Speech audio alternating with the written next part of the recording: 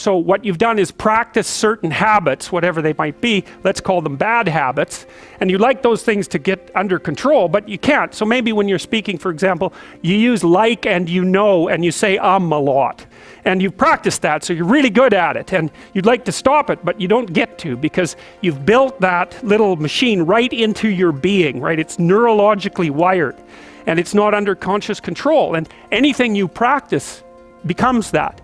It becomes part of you, and that's another element of the unconscious, a different part. Your attention, for example, is mediated by unconscious forces. And you know that perfectly well, and this is another Freudian observation.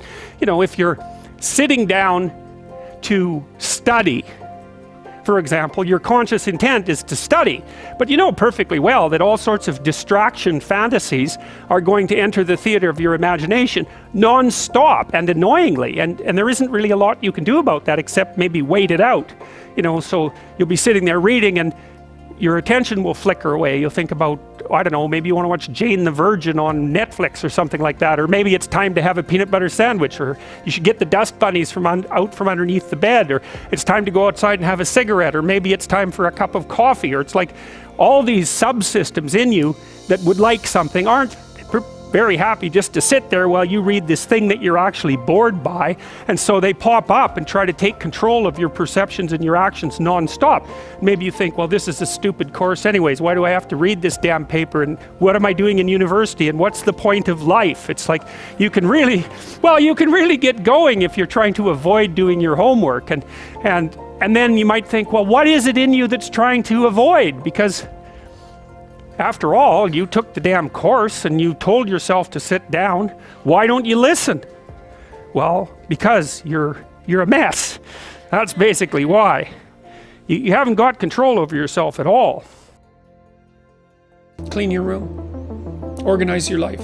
Get a routine. Get up every day at the same time. Go to bed at the same time. Establish disciplined habits. That will help a lot. Schedule. And here's how to use a schedule. Use a calendar, but don't use it as a tyrant. You want to use your calendar as if it's your confidant and advisor. And what you want to do is use the calendar, sit down, open the calendar and think, okay, well, here's what I'm going to do. I'm going to design a week of days that I would really like to have. What that would mean is that you would schedule things that you would consider meaningful and productive, you know, on a daily basis, so that you feel that your life is justified by having a day like that, and also to schedule enough of your responsibilities so that you make progress day by day instead of falling farther behind. Generally, you should approach it as if this is something that will help you get what you want. You have to figure out what you want.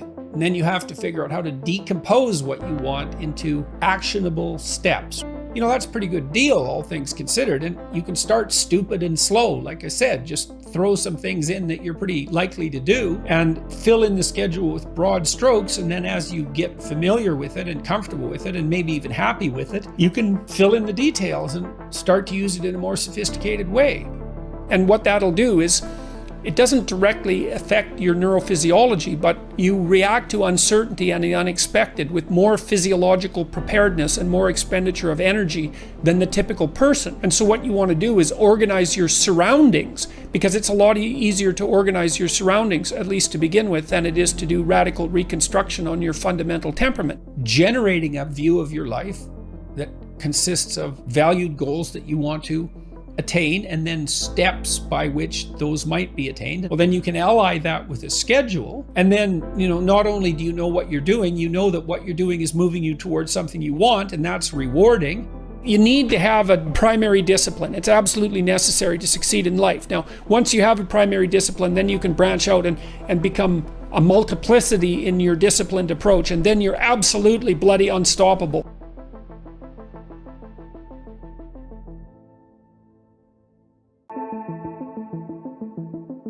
The reason that discipline is necessary is because you're a mass of competing short-term interests. And so the question is then, well, which short-term interests should win out? And the answer to that is none of them. They need to be organized into a hierarchy that makes them functional across time and across individuals. So like a 2-year-old is very likely to act out his or her proximal impulse. But of course, a 2-year-old can't survive in the world. You have to bring your primary instincts, let's say, under the regulatory structure of a higher order value system that allows them to manifest themselves without undue mutual sacrifice across large spans of time in the presence of large numbers of other people. So that requires a very sophisticated ordering.